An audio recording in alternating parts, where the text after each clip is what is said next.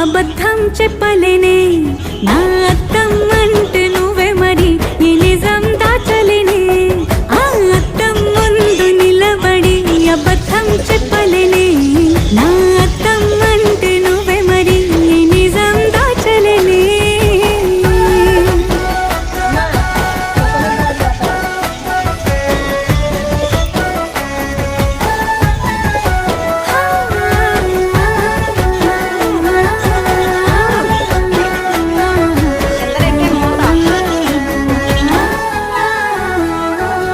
నీకు నచ్చిన సంగీతం ఏంటి?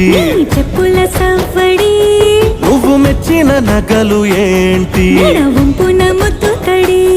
నీకిష్టమైన చోటు ఏంటి? అది చల్లని నీ ఒడి.